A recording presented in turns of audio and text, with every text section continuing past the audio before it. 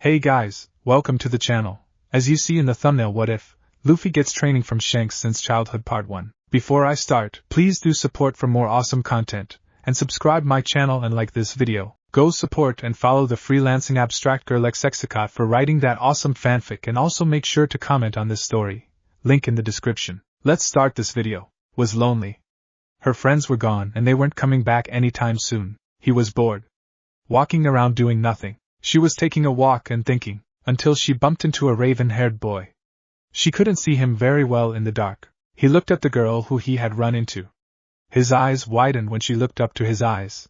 He stared for quite a while before she said, "Oh, I'm sorry." He was speechless.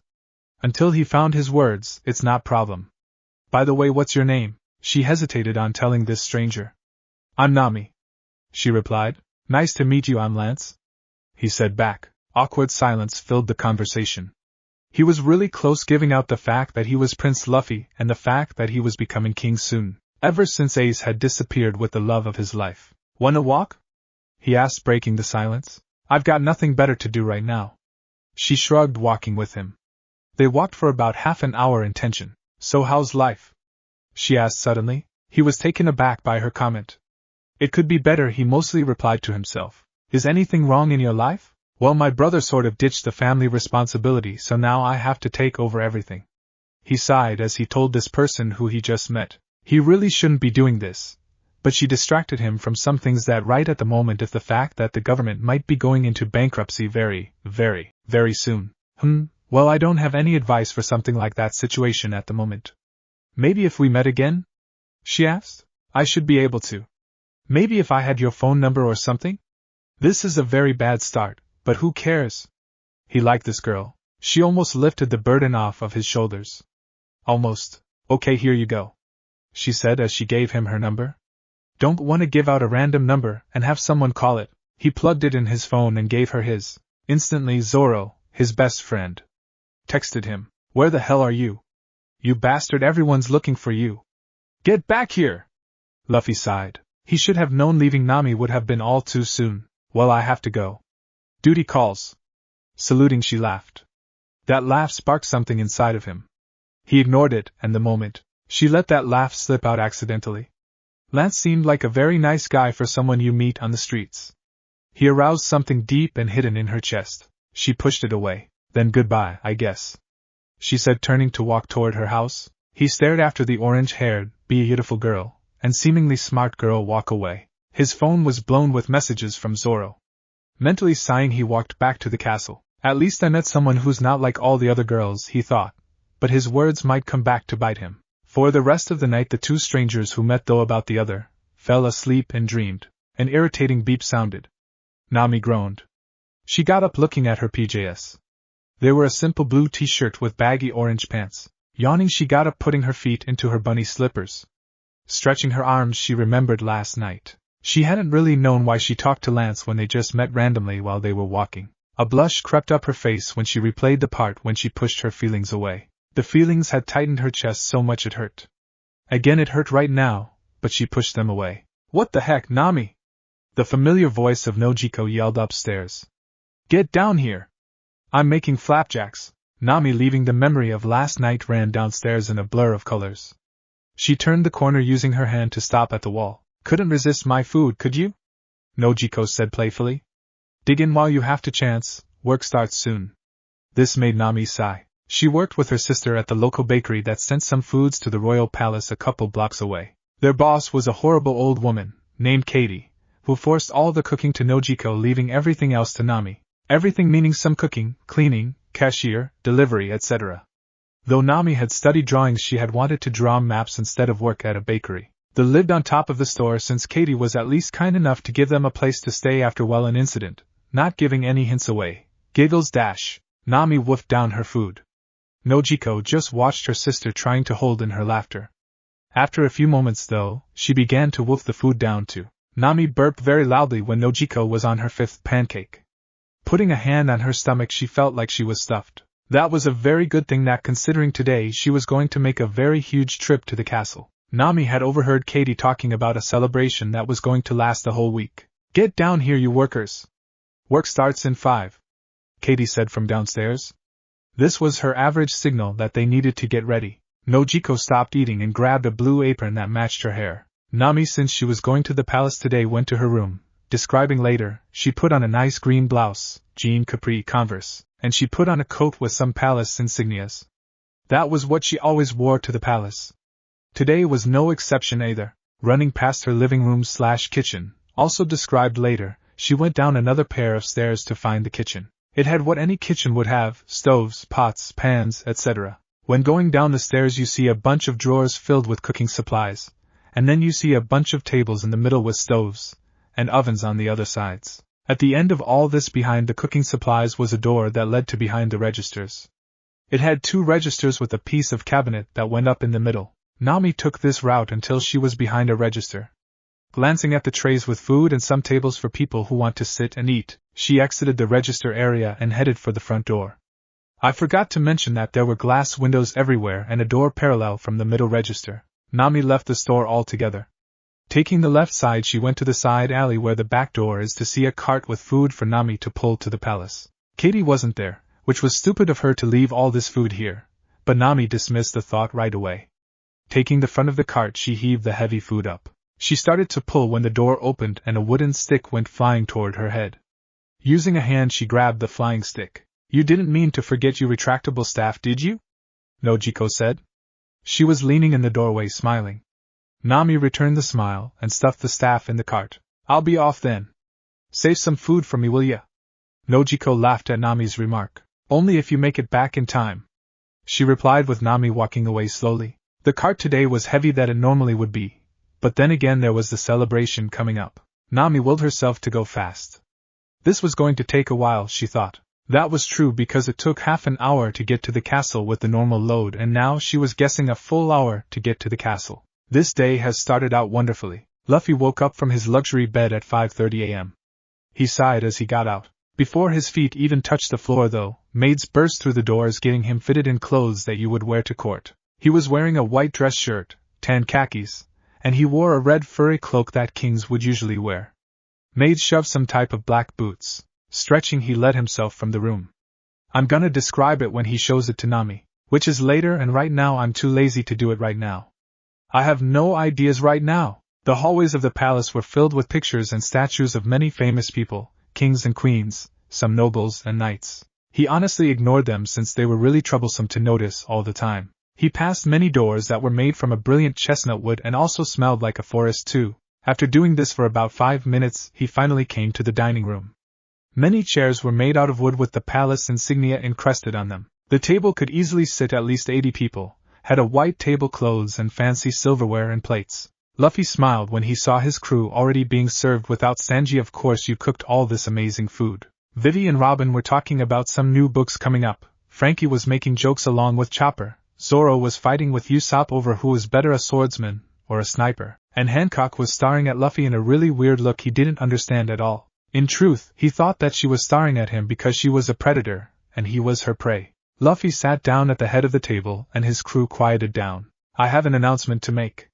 He started out slowly. "I think I've found our navigator." His finished that with a classic shish. Smiles were on everyone's face, but Hancock's. "I can tell that she'll fit in perfectly." His crew was cheering about the new announcement. They were relieved and could finally try to start their quest with discovering One Piece and obtaining it. Little did they know a certain cook was anticipating his wait for the bakery girl. Nojiko was too busy scurrying around to notice Ace put his hands over her eyes. "Guess who it is?"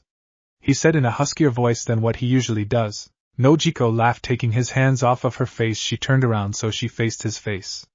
"LOL, stupid pun. I'm guessing it's my wonderful boyfriend's, who is a runaway prince that's supposed to inherit the crown," she replied playfully. She got a smiling Ace. He leaned down to her and lightly kissed her. "Well, I have to say you're good at guessing." "Oh, you have no idea, Ace, you have no idea." Ace was helping Nojiko cook everything. They took turns cooking one thing or another, and they worked perfectly well together. Ace was concentrating not to gobble down all this food that he and Nojiko had made. This was very hard for him that at one point Nojiko burst into laughter and teasingly said, "You can have some extra cookies when we're done." "Is that okay?" Ace replied with a simple nod, speeding up his cooking. Nojiko smiled triumphantly in getting him to help her even more. For what seemed like forever, but was only about half an hour they had finished with the cooking. Nojiko kept her word and let Ace have 3 extra cookies. Why don't I get any more for my hard work? He pouted up seeing the cookies. You'll get more the more you work. Don't you know anything about getting a job? She replied playfully. He put his hand under his mouth considering this.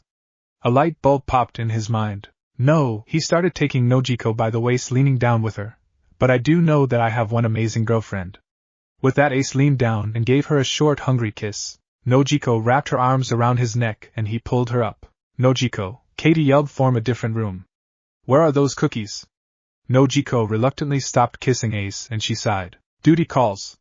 She saluted before getting back to work. Ace chuckled and pulled her into one last longing kiss. This time he stopped first. You are dismissed, my loyal girlfriend. He mimicked his old formal prince-like voice. Nojiko and Ace burst into a short laughter before he stopped, saying this seriously. I don't know when I'll be back, he began. Though I will come back as soon as I can. That was the only major problem with their relationship. Plus he was a runaway prince. He never stayed long.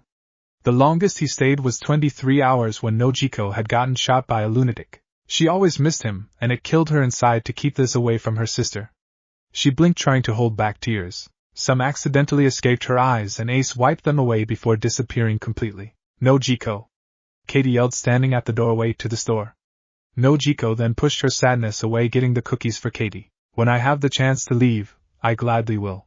She thought to herself. That would end many problems with her relationship with Ace, and Nami could get a better life. Oh yes, that would be the best day of her life. Nami was having trouble dragging along the load that Katie had given her. Her back ached from pulling it. She looked up for what seemed like the millionth time. The castle was only 5 blocks away, but Nami was having trouble. Do you need help? Asked a mysterious voice.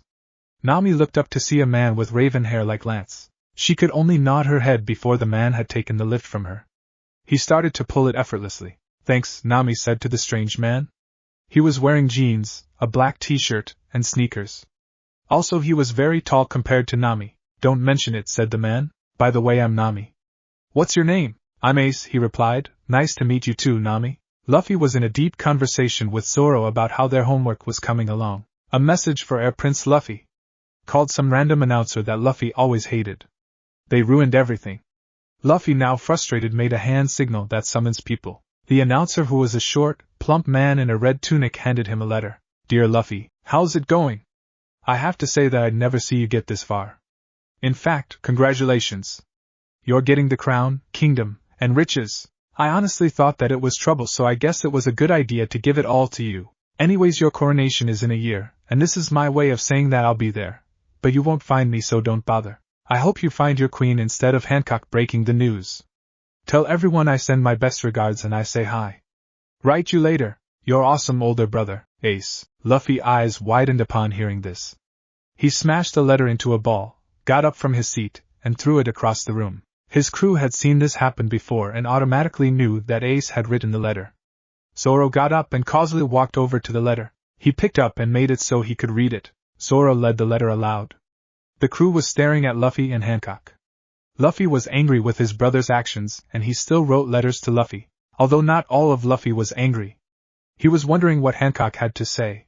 What did he mean by break the news?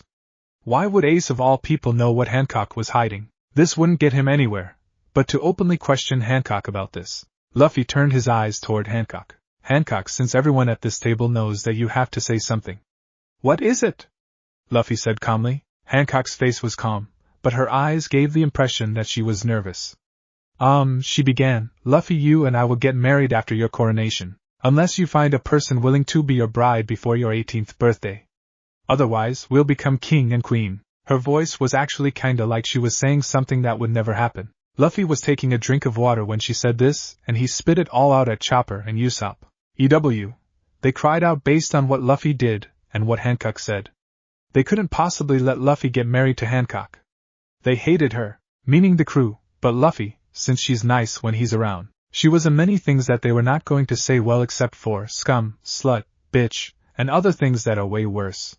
Basically why it's rated T people. Robin and Vivi were quite shocked about this. They took action, first grabbing a stunned Luffy by the shoulder, dragging him out.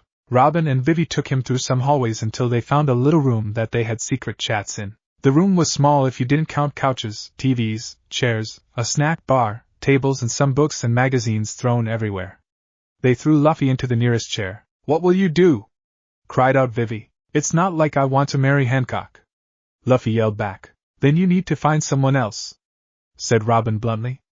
"Do you have any ideas?" "No," he said back. "I'm new to this whole love thing." Vivi and Robin face-palmed. This was quite expected since their captain could be clueless. "Well, I'm out of ideas," Vivi said. Robin sighed. "Will we have to get you to see people?" "We can do this later. We should head back to the table soon. Our so-called school starts soon," she mumbled as she left the room. Vivi glared dagger at Luffy. "Don't you dare tell anyone about this place, understand?" she said with venom in her voice. Luffy blinked in surprise. Vivi rarely got like this unless it was completely serious in her world. Luffy nodded to get Vivi to smile. She then turned around and skipped out of the room cheerfully. Luffy mentally sighed out in relief.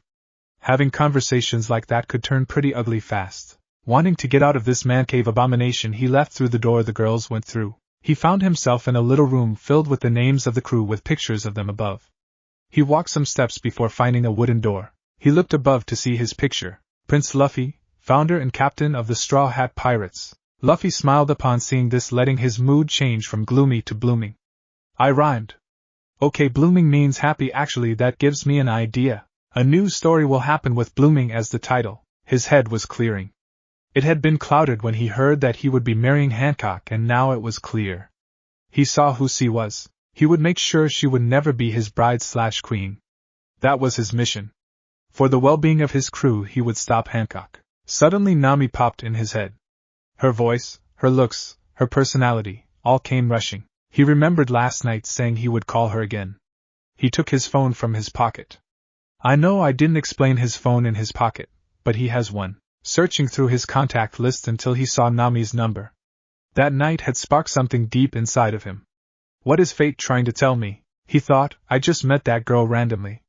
What is this feeling in my chest? Could it be love? No. That was impossible. Having fallen in love with Nami when they just met each other? He had heard of love at first sight, but this was irrational. Impossible. No one knew what they fates had planned, but he could tell it wasn't something pretty. Nami had thanked Ace as she finished her journey to the palace. He hurried away from the palace as if every step the walls that surrounded the palace seemed taller up close than they were from far away. Nami followed the path until she was about halfway from the back. The usual wooden door that wasn't very well done stood awaiting her. She walked up and knocked on the door. Almost right after Sanji, the cook that she met with when she delivered, opened the door. Nami Swan, he said. Hey Sanji. She smiled. The blonde man returned the smile. Well, that load has to be heavy, please come in. He opened the door wider and helped Nami pull the load in. What is in this thing? Sanji asked, surprised by how heavy it was. Nami sighed. Apparently, Katie was asked to deliver more food for the upcoming celebration. Oh, don't you mean the king's birthday? His Majesty's what? Nami blurted out, surprised. Sanji looked at her like she was clueless. This time of year is when the king celebrates his birthday. Didn't you know, Nami Swan? Actually, Nami didn't know.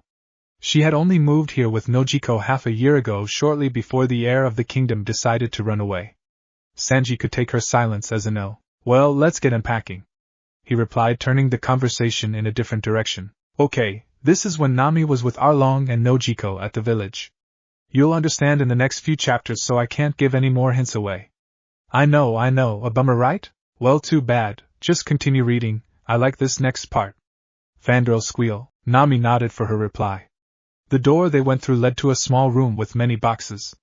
They unpacked all this food and carried it toward a kitchen. The kitchen was like Katie's, but the size was easily 10 times bigger with fancier foods, tools, and appliances. Every time Nami was in this kitchen, it always amazed her. To see so many people working well together gave peace to Nami. She felt like she's been here her whole life. Nami-san?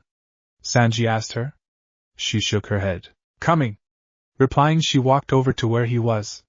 She couldn't change her current state or her past, but she accepted that. Luffy had skipped out on the rest of breakfast. He couldn't show his face to his crew at the moment. The only person who hasn't heard of this was Sanji. Luffy could hang around him for a while before somebody told him the news. That would cheer him up for a little bit. He turned the corner to the kitchen. He opened the door only to see what looked like Nami falling. He raced over to where she was and caught her. She landed in his arms with a thud. Little did he realize this was a big mistake when he was in his attire at the moment. Lance? She asked, puzzled. Ah, shit! Cursed Luffy. Oh, hey Nami. He replied. I'll let you go now. He helped her up, then let go of his arms that had wrapped around her waist. Sanji then came bustling over to see what happened. Nami Swan! He burst out in shock. Are you okay? I'm fine. She began brushing some dust from her clothes. Thanks to Lance here, that is. Who is Lance? Sanji asked. Luffy gave him an I'll explain later. But right now shut up, look. Sanji could obviously take a hint, and he did, since Luffy wanted to keep his identity secret to Nami for whatever reason. Besides, he would hammer his captain about the matter later. The guy standing who's right next to me. Nami said as if it was obvious. Poor Nami. I felt bad that she doesn't know. Wait, I actually can't since I made it that way. Ignore what I just said. Yeah, so Lance I mean. Mumbled Sanji. What brings you here? Luffy, as Lance began. I was just coming to see how the cooking was going. As I can see, it's going well. He grinned at Nami. So why are you at the palace, Lance? Nami asked. This was going to be the hard part. Luffy quickly thought a decent excuse. Well, I'm kinda an honored knight that has come from America. I've been stationed here for a while. They are in Japan, in case you don't know. Now I know that's a lame excuse, but I didn't know what else to say. Oh, Nami replied to his comment. Well, anyways, Sanji cut in to stop their awkward moment. Nami and I need to get back to work loading things into the pantry. He grabbed Nami's box and went off. Well, I'd better get back to work. Luffy aka Lance mumbled as they left. He looked up to see that Nami was looking at him. She was blushing and turned away, causing him to blush. He was shocked at this reaction. His right hand flew up to his face as he felt the warmth in his cheeks. Some of the kitchen staff was watching and laughed at his reaction. He glared daggers at the staff, making them scurry back to work. He sighed at his actions. She was going to be his nakama. His new crewmate. He was guessing navigator as well. Then he could find One Piece. He wouldn't be the prince based on inheritance. He would have his own title he gave himself. He smirked and walked out of the kitchens laughing. He was honestly guessing if Nami was going to be a navigator/nakama/crewmate. He didn't care if she wasn't. Feelings aroused in his chest that happened last night. However, this time it was more intense. Luffy brought his left hand to his chest, clutching it. He put his right hand on the wall to steady himself. This didn't happen. He almost never caught a cold. The last time when he was 13 and the Duke who had come to visit was ill. This is a cold, he thought. What else could it be? It's not like I'm in love dash. No, he wouldn't say that. Love at first sight was something that he didn't believe in. It was impossible, or at least that is what he says. Deciding to shrug it off, he walked around wondering what to do now. Nami was tired. So it was no wonder that she fell. Sanji had asked her to get something from the top shelf. Nami obliged, thinking it was easy enough. She was taking small steps on the ladder. For some reason it wasn't as sturdy as it looked. Nami was hesitant, feeling that if she took the wrong step she would fall to the ground. The ladder wasn't that high and neither was the box she was getting, but her mind had different thoughts while climbing the ladder. At last, she finally made it to the top. Reaching towards the box, her hand stretched out. The ladder wobbled, making Nami lose her balance. Terrified, she gripped the ladder as it stopped shaking. Taking a reassuring breath, she reached out again. This time the ladder didn't wobble until Nami had already touched the box with her right hand. A loud crack sounded and Nami found herself falling from the ladder. She looked quickly to see that the ladder had already collapsed. Nami bit down a scream. 1, 2, 3. She should have hit the ground by now. She opened her left eye and saw Lance holding her bridal style. Nami's face turned red. She tried calming herself down as her blush disappeared. Blushing at the moment was so not like Nami. Lance? She asked casually. Questions buzzed in her mind, but she realized their position and Nami's questions flew from her mind. Oh, hey Nami. Luffy said easily, then realized their position finally. I'll let you go now. He put Nami down, taking his arms off of her. Nami-san! Sanji screeched, coming out of nowhere. Are you okay? He asked, worried. I'm fine. Nami began to wipe some dust from her clothes.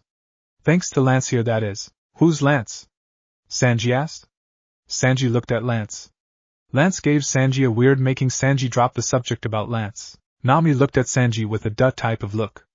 The guy who is standing right next to me. She replied as if it were obvious. Yeah, so Lance I mean, mumbled Sanji.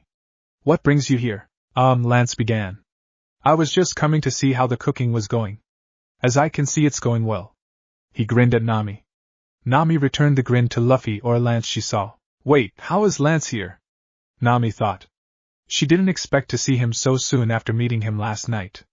So why are you at the palace, Lance? Nami wondered aloud. Lance hesitated before answering. Well, I'm kinda an honored knight that has come from America. I've been stationed here for a while. This statement made Nami's eyes widened. She remembered Lance telling her that he was in charge of a business because his brother had run away.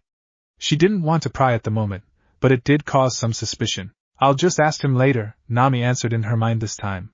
He must have a reason to say that, right? Nami shook her head, stopping her mind from pondering any further. Oh, Nami replied to his comment a little dumbfounded. Well, this was getting a little awkward. Anyways, Sanji cut in to stop their awkward moment. Nami and I need to get back to work loading things into the pantry. He grabbed Nami and went off. Nami then relieved that the moment was over, but was also regretting it. She looked back to see that Lance was looking at her. She blushed, causing Lance to blush as well. He's so cute when he blushes. Wait, why am I thinking this? Nami silently cursed herself. She was getting distracted by him. She quickly wiped anything that had to do with Lance from her mind so she wouldn't get distracted during anymore. Nami worked very hard for the next few hours. She helped all the staff with their different jobs in different ways. She cooked, cleaned, checked food, cooked some more, and gave workers their breaks. The staff was very grateful that when Nami was going they gave her some food as a thank you gift. Arigato. Nami said, grateful for their hospitality. She went around and personally thanked everyone. They were very happy she had come today, and Nami felt like that they would be waiting for her return. Smiling, Nami exited and grabbed the now empty cart. Well, I have to say that they really like you, Nami-san. The oh-so-familiar voice of Sanji called out. Nami turned around to look at Sanji. He was in the doorway holding a box. Nami grinned at him. She laughed aloud. Well, I had some fun, Nami began. I can wait to come back. Tell them that I like them too, Sanji smirked at her comment. With pleasure. Sanji then turned around and went back to whatever work he was doing at the moment. For once she felt normal. Like she had a place she belonged. For today Nami had felt what emotions she had before she met No. She would never try to say that name again. She shivered watching the sun set. Picking up the cart, Nami started to pull it. Almost right after Nami's eyes began to droop. She battled frantically with her exhaustion she now had. The cart seemed heavier than it should be with Nami falling asleep. This was going to be bad. Nami pushed the cart after what seemed like forever. That was until a warm pair of arms wrapped around her. Nami looked up to see Nojiko looking down at her smiling. Nami grinned back, then collapsed into her sister's arms. Zoro was pissed off. His captain, as he called Luffy instead of Prince or His Highness or any other crap like that. Being Zoro and all, he just wandered aimlessly around the castle, sometimes getting lost, but who was he kidding? He was lost and just went with it. Zoro began to think how Hancock would be queen. Sure, she was a bitch around the crew except Luffy, but did he really care that much? Oh hell, he did. He was disgusted and sick of Hancock being slutty around the crew and Zoro's special person. Zoro? Thinking of the devil, Robin was behind him reading a book. Zoro smirked. Well, that's a shocker, he said aloud. Didn't expect to see the bookworm wandering around. Robin giggled at this comment. Well, I guess the aimless wanderer can't say anything about a bookworm wandering. Robin laughed at this while Zoro frowned. It's so not my fault, I have a horrible sense of direction. Spare me, Zoro, spare me. With that, Robin giggled at her comment, making Zoro's lips twitch in the corners a little bit. So what are we gonna do with Hancock? Zoro asked Robin, her smile leaving her face. Robin thought about his for some time, choosing her words carefully. Well, I think Luffy will handle it. I doubt he wants to marry Hancock. I mean, why would he? He doesn't like her the way she likes him. Besides, I could tell that the new navigator as Luffy was might change his mind. Zoro was actually shocked at this comment. He had completely forgotten about Luffy telling them about their new navigator. Who do you know this? A puzzled Zoro asked. Robin smiled by his expression he gave when he said her name. Then let's make a bet. Hancock was bored. Her plan of becoming queen was going to be true, that is, unless Luffy finds another bride. Luffy doesn't have any feelings of love towards Vivi and Robin. There would be a slight chance he would have any feelings for one of them. Hancock shook her head at this. She was the only one for Luffy. No one else would be more perfect than Hancock. She hated the crew for not submitting to her. She would soon be in power anyways. She snickered at this. Hancock started to walk down the hallways. Everyone had disbanded when Luffy left. They lost their appetites learning that Luffy was going to marry Hancock. Of course it was completely natural that Hancock felt like she was going to be queen, and she loved no adored this fact. Her mind came back to reality when she saw Luffy walking in front of her. He hadn't seemed to notice her at all, following him since she was bored. After all, she noticed that he was heading in the general direction of the kitchens. Sanji hadn't heard of this news, so she thought it seemed logical that he would go there first. The door to the kitchens was wide open as Luffy soon went from walking to sprinting in it. Hancock jogged over and saw an orange-haired girl in Luffy's arms. Hancock gasped and gaped at this. Luffy and the girl looked good together as if it were natural. They seemed to glow in front of her very eyes as a very well couple. No, Hancock wouldn't think of this. She was supposed to be his love, she was supposed to be his wife, she was supposed to be queen. Anger and sadness burned through her veins. The way Luffy was looking at her was a look of what seemed to be love. The whole crew knew that Luffy had never been in a serious relationship. He never seemed like the guy to do that kind of stuff. Hancock was sick of herself for thinking this. Tears started to blur her eyes as she turned from the door and ran. She ran through the halls. At one point she ran into someone stumbling and lost her balance. She started to trip, then stopped herself and continued to run. Her world was ending off of what she just saw. Luffy had somehow found someone. That someone looked like someone he loved. When had he met her? Who was she? Question formed and dug her way farther into Hancock's mind. Hancock slowed her pace down and stopped right in front of her door. She opened it, went inside, and slammed the door shut. Life sure was hard. Ace had felt something strong grip his gut. Instinct told him to run back to Nojiko. This confused Ace, but he went along with it. He started running back from the outside of the gates that surrounded the town. People shouting filled his ears when he barreled past them. The feelings in his stomach got worse the closer he got to Nojiko. Something was wrong, and he knew it. Sweat covered his body when he got in range toward her house. A man in a black coat was entering. He was carrying a monster-sized bag that normal people shouldn't wear. Ace was going faster than a bullet, but was too late. The man had entered as screams filled the air. People started to flow from the shop. When Ace had finally made it, the place was trashed. Nojiko, Ace started to yell. Is anyone there? Panic overwhelmed him when silence answered him. Ace walked, avoiding the trash by stepping over or around it. After making to the kitchens, he stopped. A red substance that looked like blood was everywhere. Some bodies were lying on the ground. Ace didn't see any blue or orange hair to his relief, but before he could relax, a gunshot sounded. 2 screams sounded as he raced upstairs. Ace couldn't believe his eyes. Robin, Nojiko, the man, and Nami's body were in the room. Robin was holding Nojiko back while she was struggling from Robin's grip, and the man was in the window holding the lifeless-looking body of Nami. Nojiko screamed, bringing back Ace to reality. His limbs moved for him as he ran forward towards the man. Again he was too late, seeing the man take Nami with him. Ace ran to window. Looking down, he saw nothing but the regular scenery. Ace jerked awake from his sleep. He has been having dreams that involved Nami being taken away. It was seriously bothering him. This can't be something to involve the future, can it? He asked himself mentally. Shaking his head, those thoughts vanished. He wasn't some oracle, right? Chopper and Usopp were the only ones left at the table after the crew left. Hancock was still at the table, but they paid no attention to her. The newly found silence was bothering the two, making them promptly exit in silence. The two men, considering the fact that Chopper was a reindeer-like animal who refers to himself as a man, who were usually loud and cheery, found this silence bug them. The halls filled with pictures and artwork creeped Chopper out. The fact that they were all dead and that he was a medic for the crew disturbed him. He knew people died every day, but seeing these people who are long gone was creeping him out. As they continued to walk, Chopper looked at the pictures. Each picture held a different aura of silence that he believed showed how much the person was missed. What should we do now? Usopp asked out of the blue while he and Chopper were strolling down the halls. Chopper, a little surprised by this, glanced up at Usopp, finding the man looking down at him. Man, his height was pissing him off at the moment, but those thoughts were quickly interrupted by his answer. I don't know, maybe go visit the garden? Chopper replied. Since Chopper was the medic of the group, his favorite place was the garden so he could study the plants. Out of the whole crew, no one knew better than Usopp why Chopper loved the gardens so much. No one in the crew knew or guessed when his studies at the gardens could come in handy, therefore everyone always encouraged this from Chopper to continue this. His self-esteem about researching and becoming an amazing medic shot up higher and higher each time. Usopp didn't want to ever say no to Chopper about this. He was the best person to understand Chopper's fascination with plants. Although, he had to admit the gardens were a very nice place that could soothe any soul, perfect for the situation at hand. Usopp nodded absent-mindedly. Let's go then. Chopper shouted excitedly, grasping Usopp's hand when he started to run ahead.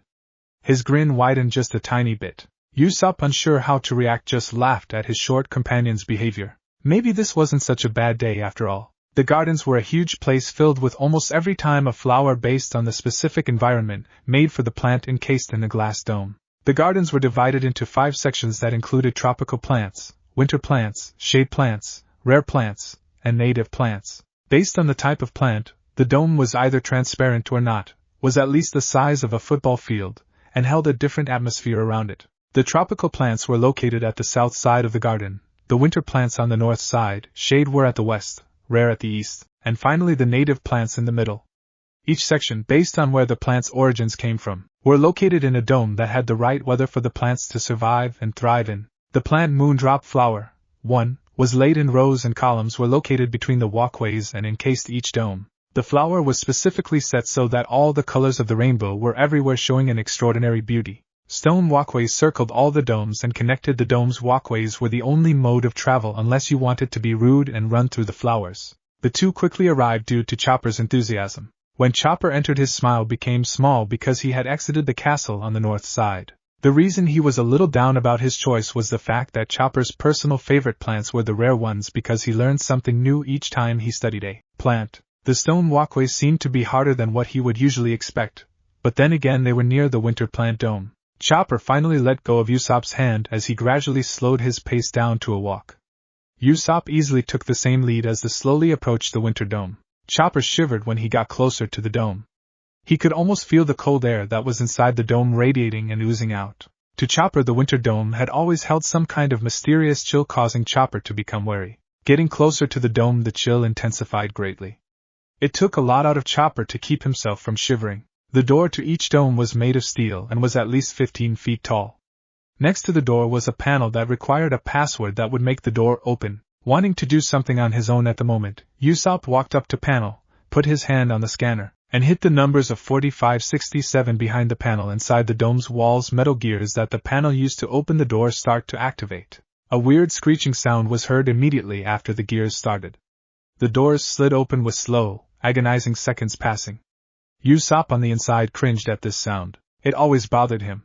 He didn't know why he was uncomfortable with this, and he didn't share it with any more for that matter. The inside of the dome had some tall trees of Usopp honestly had no idea, and he didn't care that he didn't know. Some bushes, flowers, and fruit plants all had a slight layer of snow, some having more than others. To the joy and dismay of the pros and cons, the snow on the ground started a chain reaction of joy, dismay, and shivering repeatedly happening between two nakama. Usopp glanced downwards, peeking at Chopper to see his expression. Chopper was grinning ear to ear, making it look like that if it were possible to widen your smile farther than a normal human, or reindeer for Chopper's case. Usopp relaxed at the sight of seeing his nakama smiling happily. He always thought that having Chopper smile made the crew relax sometimes, or at least that's what he thought.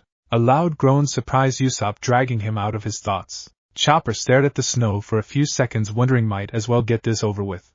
Chopper thought as a mad grin spread across his face. Damn it! I smiled to calm down. No need to get angry at myself, right? His mind screamed at him. Shaking his head, his mind cleared a little bit. Just then a very sudden idea popped into his mind, and at the same time Usopp's as well. Snowball fight! They screamed out loud. They high-fived real quick, rushed inside, made snowballs, and well, you know what happens next. Luffy was kinda freaked out. Seeing Nami here in the castle, catching her, blushing when she was around was entirely unfamiliar with him. The same feelings he had felt last night, and just before were killing him. Damn it! He shouted out, frustration taking over. His hand flew over the nearest piece of wall, stretching as it normally would. He winced, not because his hurt his hand, which his hand didn't hurt at all, but the wall had a serious hole in it. Luffy himself had punched his own brother's picture. Guilt washed over his features. Life was taking a frustrating toll on him today. What the hell has come over me? He asked to no one in particular. By the looks of it, you look like a lovesick puppy. Luffy jumped a little, not noticing the person who walked up to him. Luffy started to growl. Why the hell are you in the castle? You'll have to ask me to find out, said the person. Urusai bastard. Luffy grumbled in return. Nice to see you again, your highness. Flashback, she screamed. The man had shot her. The only person she ever looked up to. No! She howled, trying to run forward, but a pair of buff arms held her in place. Her dear adopted sister was crying as the body of the woman collapsed to the ground dead. Tears filled her eyes as she kept screaming and sobbing out loud. The arms that had grasped her switched position, turning from holding to hugging. She looked up to the familiar face of the village sheriff. Quiet, gruff voice were heard on the other side of the body. The man who had murdered the lady laughed out loud. Take the girl. We could use someone like her. He laughed aloud.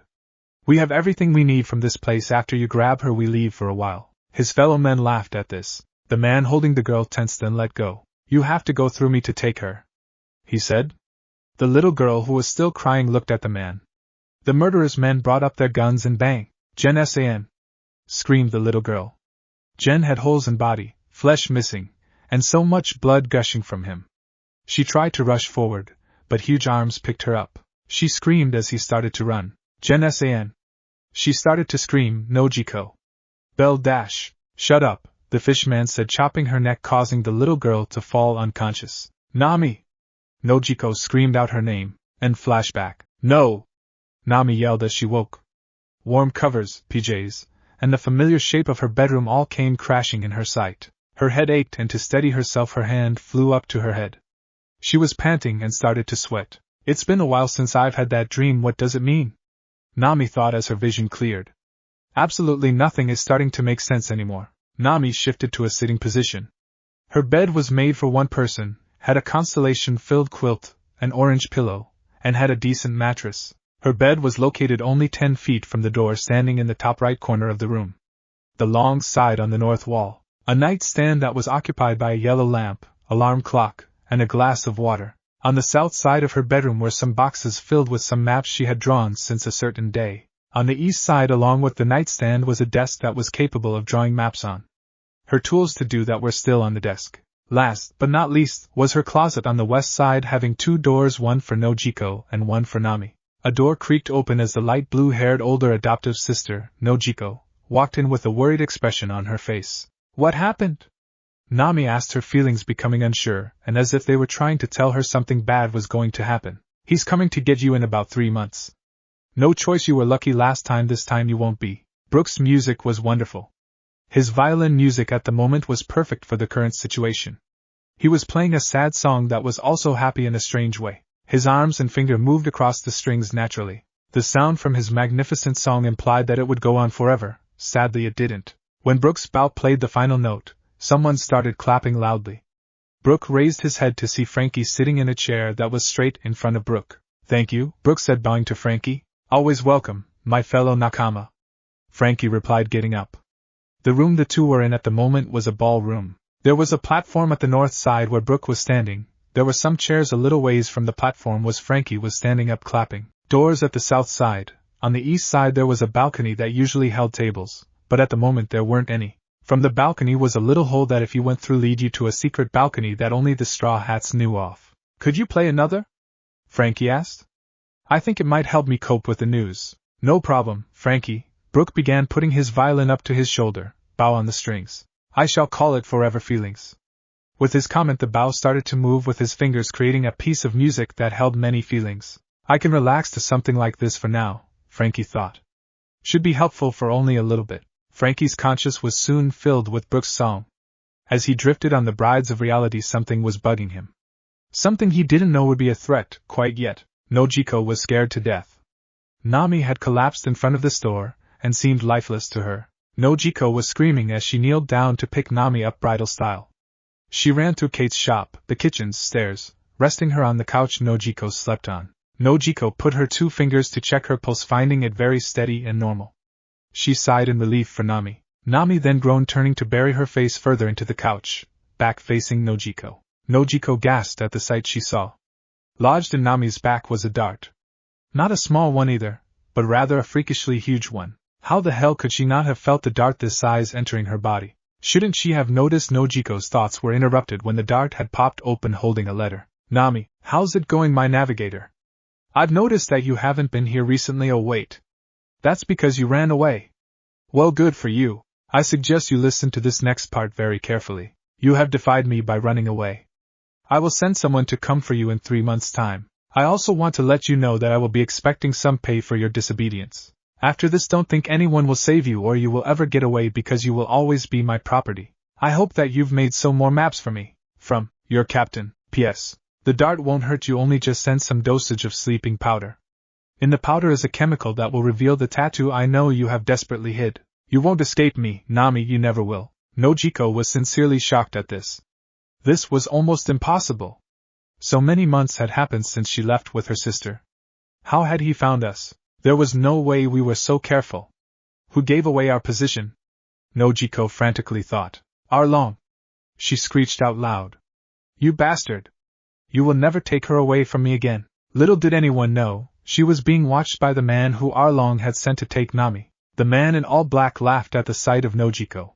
He knew Nojiko would react, but certainly not in this manner. It was entirely funny for him to see this person who he knew so much of act in a different manner. Of course they had never talked before. Neither was that stupid to realize that the other was someone to underestimate. Yet it still was so much fun looking at her. The man continued to look over at Nojiko to discover that she was pacing the room quickly. Nojiko looked like she was deep in thought about something that had to involve Nami. Of course, when he sent the dart into Nami's back, he knew that all Nojiko would think about he didn't know how long, but a while. She stopped pacing at one point and looked over to where Nami was the man guest. Concern was all over face as she rushed forward out from his point of view. Damn, well, I'd better leave anyways. Arlong should be calling right about now, thinking of the devil. His phone rang. Pulling it out from his pocket, Arlong was the caller ID. Sighing, the man put his phone up to his ear. What do you want? He asked as if this were a mystery to him. I want to hear the status update of Nami. She's doing well. Earlier in the watching she was barely doing any maps and now she's started another. Don't know how many are done. Haven't seen any pay yet. Still unconscious at the moment. No idea when she will wake up. Excellent. Good job, now I'll be. Do we still have the deal? He could tell Arlong was hesitating at his answer. Yeah, you can have her when you're done. Just keep her sister silent about the mishap. Oh yeah? Her sister saw someone today. He looked almost like Prince Ace. They seemed to be in an intimate relationship. Doesn't seem much like a threat. The man heard gagging on the other side of the phone. Don't underestimate him. For all we know, he could be Ace. Now hang up the damn phone, you dog. The man always took this as his cue to hang up. He knew it wasn't wise in any way whatsoever to argue with your employer, especially Arlong. Flashback. I want Nami then. The man who was closing a deal with Arlong said. This purple fish man was someone to be reckoned with, and no doubt. The man Arlong had made a deal was truthfully scared. He had heard the rumors about this man, and the truth he was going to find out about the man was based on his answer. What do you want from Nami exactly? Arlong questioned dangerously. Yes, his suspicions were correct. He was a person not to be reckoned with, easily at least. The level of danger in his voice. I want her only to be mine. Alright, I get her map skills, you get a wife then. Both the men laughed aloud at this. I now want you to track her down. I'll give you orders from there out. Arlong said, twisting his chair around. Get to it, dog. And flashback. The man sighed as he walked backwards into the shadows. He disappeared without a trace into the dull black night. The black night made it hard to see very well. Sure, the light from the shops and homes below was there, but tonight there wasn't very much. A blur though was running on the rooftops. Ace sighed. He shouldn't be here going to checking on Nojiko. He was supposed to be out of the kingdom, already traveling to New World Castle. There he would be laying low, and when he thought he had a chance, go see Nojiko. Even though that was a problem since he was wanted in New World as well. Life is so frustrating at the moment, for me at least, he thought to himself. He could only imagine what other people could feel when they were frustrated. Getting distracted isn't helping me at all. Come on, Ace, think. You can see Nojiko without her knowing it. Get out of there. That's the way. Triumph in his ideas clouded his mind, so couldn't see one person looking into Nojiko's window. Almost, that is. Ace had honestly never seen this person in his whole entire life. That was what scared him the most. Judging the way he was looking at the window, the person knew Nojiko is a strange way.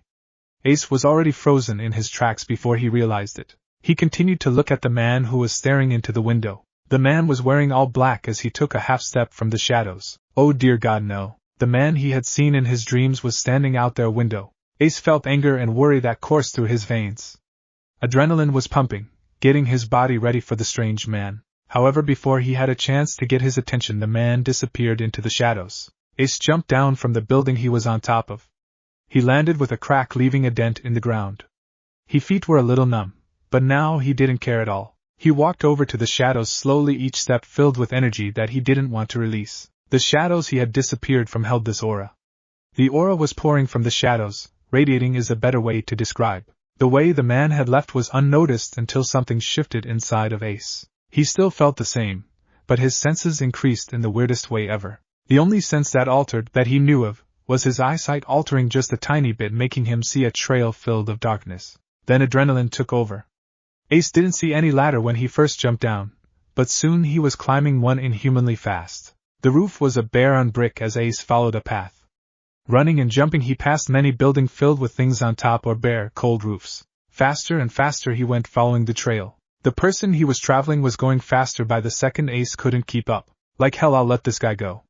I need to know who he is. Ace thought, willing himself to go faster. Damn it! Move legs. Faster, faster, faster, faster. His mind was screaming for his legs to move faster, and they obliged. He was sprinting faster by the second, wanting to catch the man with everything inside of him, and that was a whole heaping helping. After a while the buildings came to an abrupt stop. There was nothing but a tall wall made of steel. This was the wall that separated the old world kingdom with Grand Line, the desert sea of sand.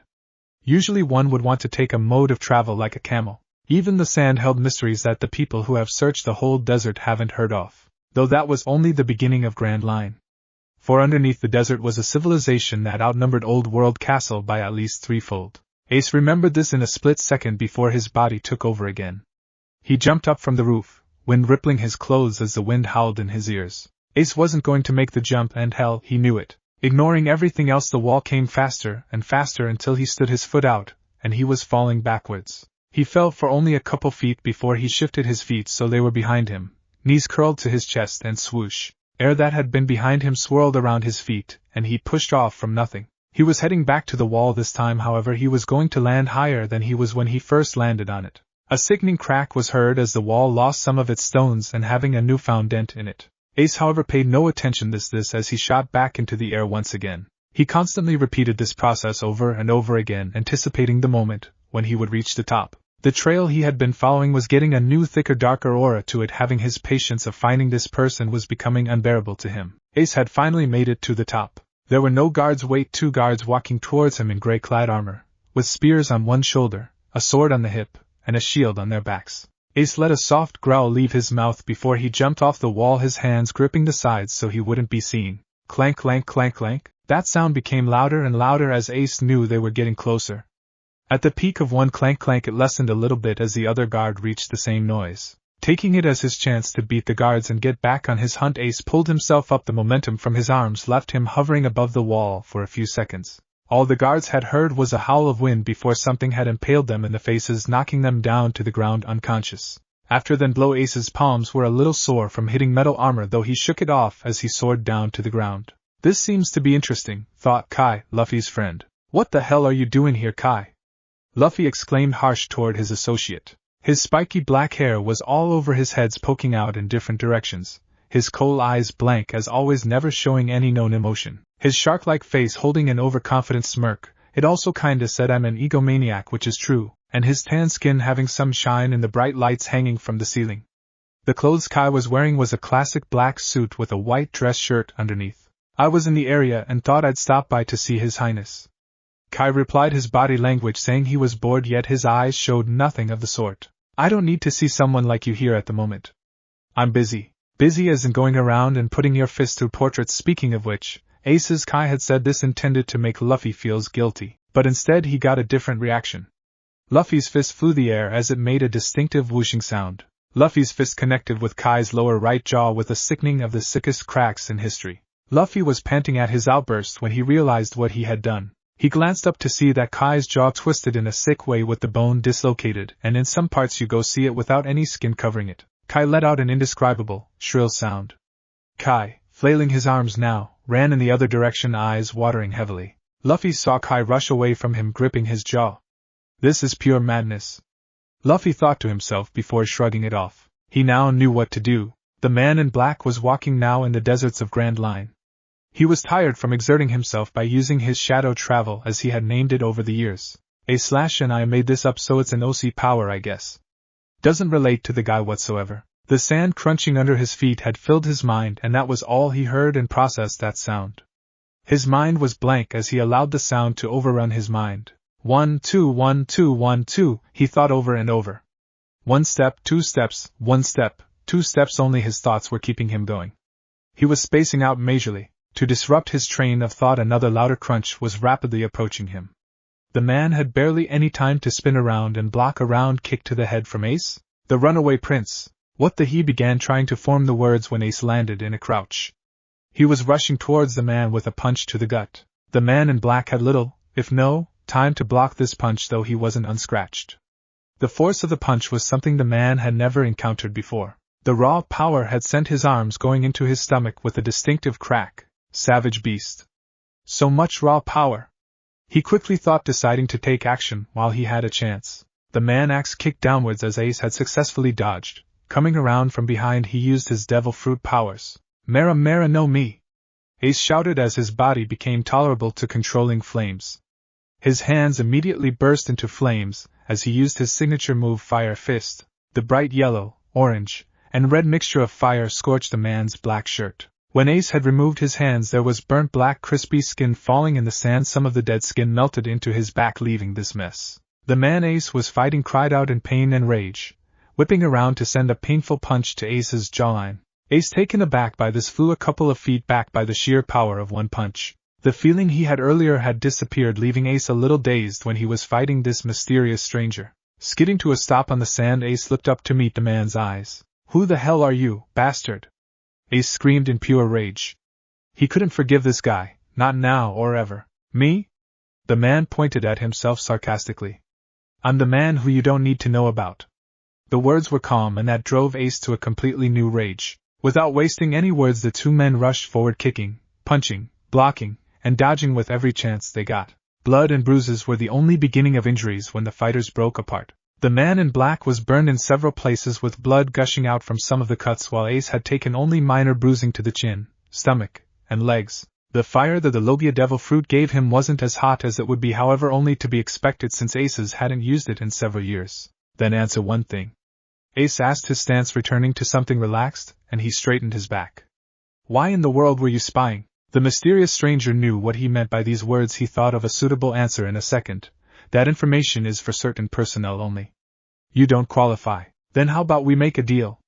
If I win this fight you tell me, and if I lose, you're coming with me." "Agreed. Let's get this started then," the stranger said as he rushed towards Ace ready to strike. When the battle was over, one man was on the ground, his whole body covered in cuts, scrapes, blood, black skin, and indescribable things that are unknown to man. The Logia Devil Fruit user had received bruises and lost some blood, but nothing compared to this man. Honestly, Ace was surprised to hear his shallow, rigid breathing still loud. "I won, so tell me," Ace stated, wasting no time in order to get what he needed. He looked down at the man, his devil fruit powers turning off. Had the man huffed, "Well then I was ordered to buy one of the three lords." With that the man slipped into an unwanted sleep. "Damn it!" Ace shouted at the unconscious man. "But why did you use the three lords?" Ace pondered the term until he remembered something. Once he had read in a book when he was still living in the castle that there were three people who standing together could be a formidable opponent to the old and new world kingdoms. The three lords were men who had created cities near the shore lines, or in one lord's case the middle of Grand Line. Each lord had built a city in one of the three places, having a landmark made. When time progressed and people actually wandered Grand Line, they usually found one of the three cities and used it as a place to stay. Thus now the three cities have been well known. However, there were three cities.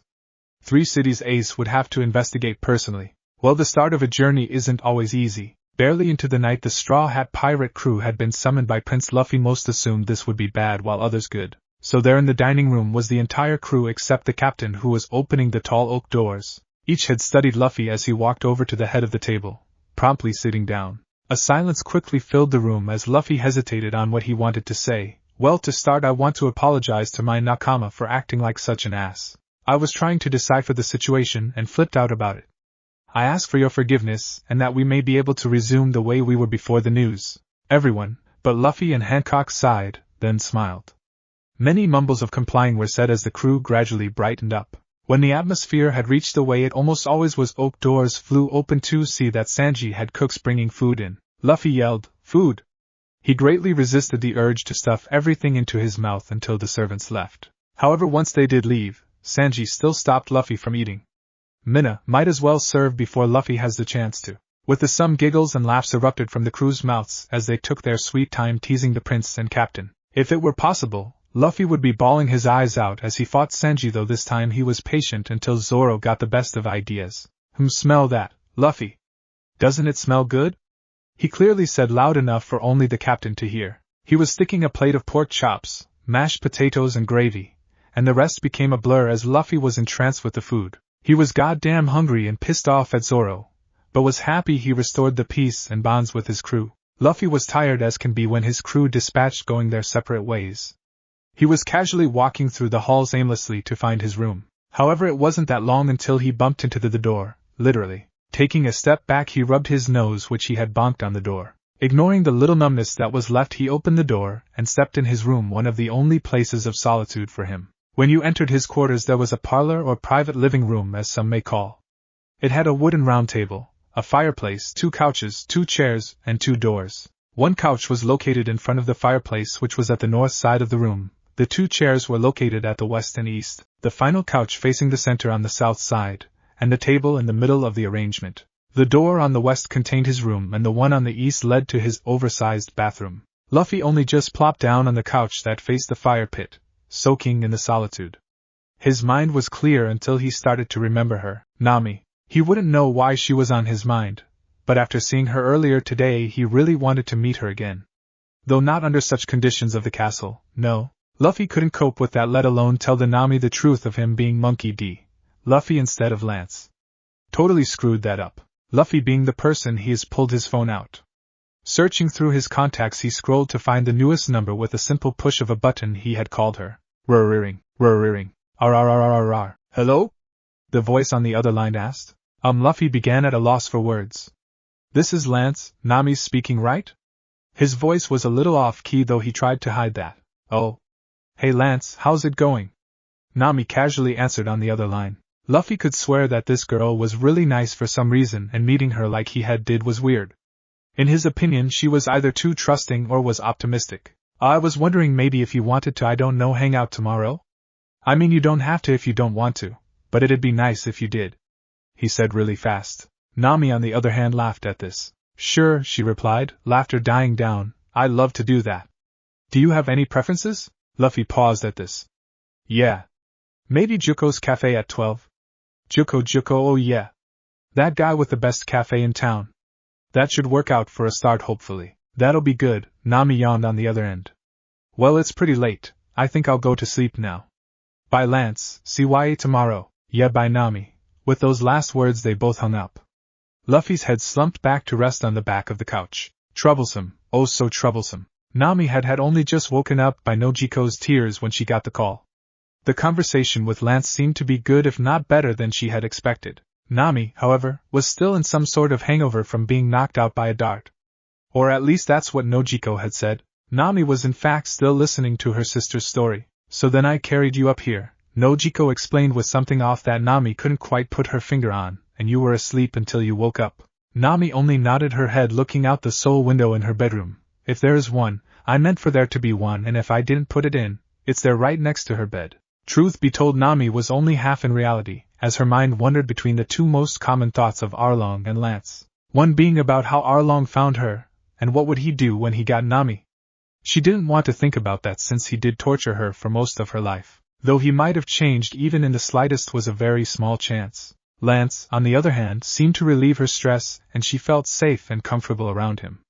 Like a safe haven or something like that. Even though she had just met him, every time she thought about him one major factor came up. When Nami had met Lance, he said he was the heir for this big company that his brother left him. But when she met him again, he had said he was a knight or guard that was transferred to the old world castle. Upon thinking of Lance, Nami thought of what he looked like as well, and she couldn't deny that he was good looking in the slightest. This alone made her forget what she had just thought about Lance lying to her about his job. Nami! Nojiko said, waving her hand in front of her little adoptive sister's face. She had zoned out yet again. Flinching, the orange-haired girl looked up at her adoptive sister. She had a look of something that was a little frustrated, but worry was still in her eyes. What to expect, HN? Nami asked, shaking herself out of her mind's thoughts. What now, Nojiko? An exasperated sigh was the recognition she got at first, then a slight pause later. Let's head to bed, we'll continue this conversation tomorrow. Get some rest, you look like you need it. With those two sentences, Nojiko promptly left, closing the door most of the way. Nami stayed sitting on the bed looking out at the night sky with really looked like Lance's hair. For a reason unknown to Nami, she seemed to think about him at the most random times. The sound of water from the shower across the living room was heard as Nojiko started to take a shower. Sighing, Nami leaned back so her back was against her bed, arm draped over her eyes. She really didn't want to think, but based on how dark it was outside, if she turned the TV on, Kate would yell and it would disturb some of her friendly neighbors. She was beginning to regret running away from Arlong, though she had nothing to really regret. Nojiko had left the shower nearly 2 hours later, her skin cold after all the hot water gone. Kate would most likely yell at her for wasting all the precious hot water. She didn't give a damn. Kate had always been so rude, mean, and a bitch towards Nojiko that she didn't care. Let the old lady rant, karma will kick her ass. Nojiko simple dried off and dressed in her usual combo for PJs, a cream-colored tank top, some black short shorts, for the weather, relatively warm, and put on her bunny slippers. Opening the door out of the bathroom, towel in hand drying her hand, a black figure was laying on the couch. Nojiko bit back a scream. She went over to the nearest closet and grabbed a staff. She took baby steps over to the light switch, the black blob still not noticing her. Inch by inch she finally made it to light. With a flip she jumped over at the guy bat raised, only to see that her boyfriend Ace had grabbed the bat she was holding, panting with what looked like blood on him. Nojiko! Ace whispered, yelled, I need you to take care of me. The last sentence he said was weak and he collapsed on his girlfriend, making a thud. Nojiko's face burned a bright red as she squirmed under her boyfriend's heavy frame versus her slender one. Ace wasn't bulky, but not that bulky yet. He was heavy enough. Rolling out from underneath Ace gently, Nojiko kneeled next to his side, checking his pulse. Every several seconds you could feel it. Wanting to get him on her bed so she could start treating him, she slung his arm over her shoulder. She lifted as Ace's upper body was lifted. Changing her position, Nojiko had Ace leaning on her while she was standing up. Truding over to where her room was, all the way across the living room, she desperately tried to keep her balance. When Nojiko finally got to her door after tripping a few times, she used her free hand to open the door. Nojiko's room was actually really bare. All it contained was a simple bed with blue covers on the west wall, a wooden nightstand on the left side. Behind the nightstand was a window that showed the front side of the building, usually was all lit up, and a small closet filled with clothes on the east side. As Nojiko limped because she was carrying Ace, she fell on her bed slightly out of breath. Rolling him so his was resting on his back, she got up from her bed and fully examined her boyfriend. He seemed to have bruises and all over his body, some cuts, and blood that stained him. Rushing to grab some towels from the bathroom, some medicine from the kitchen, and a bathrobe, Nojiko quickly set out to work. When Nami had been working for Arlong, Nojiko had rarely seen Nami, and most of the times when she did, Nami was out cold with cuts, bruises, and such. To put it short, she was a decent medic that knew how to take care of others. As Nojiko's hands expertly worked on Ace, she had to take off his torn shirt and see what she could do. Ace's chest was swollen in some places with yellow bruises, and some regular bruises over the rest of his chest. Plus nearly dried blood. Might as well clean him, Nojiko muttered. This night had put a lot of stress on her, as she was losing her strength because of sleep. That night she stayed by Ace's side well into the morning. The Straw Hat crew was already talking at the table when Prince Luffy had walked in. He wore casual clothes which consisted of his blue capris, sash, and red shirt. Plus he didn't have his straw hat or crown. The entire crew stopped their conversation as he pulled out the giant chair at the head of the table, plopping down with a yawn. As soon as he did so, servants brought food up to Luffy as the sight of food snapped him awake. Food, he said hungrily, as he started eating the first thing he saw, fruits. Before plopping one into his mouth he hesitated. For the fruit had looked so much like the devil fruit that he had eaten very long ago, though that was a secret only Ace and Luffy knew. The crew, surprised by what he was wearing, since they were wearing formal, more traditional clothing of fancy dresses and suits, started eating as well. Chopper, Usopp, and Frankie gobbled food down like Luffy, but not as fast, while the others had snippets of conversations and ate like civilized people. After several minutes of Luffy eating like a pig, Sanji had some veins popping out from his forehead. He yelled at Luffy. Whether he was Prince Luffy or not didn't matter to him at the time. Would you slow down and eat like a normal person? You're a prince, for crying out loud. This was perfectly normal for this to happen at the table, and since they were all used to it, some listened while still eating at the argument between the cook Sanji and the Prince Luffy. What's wrong, Sanji? Luffy said, putting a confused act on. I see all this tasty food in front of me, and why waste it by not eating it? Sanji face palmed at Luffy. You dash! Sanji growled before being interrupted by someone blowing a trumpet. Introducing Shanks the Scholar. The short someone shouted. Doors opened and revealed Shanks, Luffy's father, but not by blood. Doors at the opposite side of HT table opened as the red-haired Shanks walked in. Today Shanks was wearing what would be considered casual for himself. He wore some tan dress pants, a white dress shirt, and black shoes. Shanks looked at the table, smiling at the lower half before his head looked at the head of the table. He slightly frowned. Everyone had stopped eating as their sensei walked up to the head of the table. He stopped on the right-hand side of Luffy, slightly bowing, before practically yelling, I just got back after teaching you about manners last class, and here you are in a fight with Sanji. Luffy gulped at Shanks. He was usually kinda mellow, relaxing, and awesome, but when you got him pissed off or angry, you'd better watch out. Lesson of life, Luffy called it. Shanks, I don't want to hear a single word from you, he yelled, but not as loud this time. You're a prince, for God's sake. Act like one. So until 8 o'clock, when breakfast ended, Shanks had continued to lecture everyone at the table currently for multiple things that didn't really involve anything of importance. Usually class that was taught by Shanks didn't start to about 11. So Zoro was wandering around, not like he's lost or anything. However, he was. Only until he ran into the most important person in the castle at the moment, Luffy. Luffy was currently slumped against the wall looking at a picture?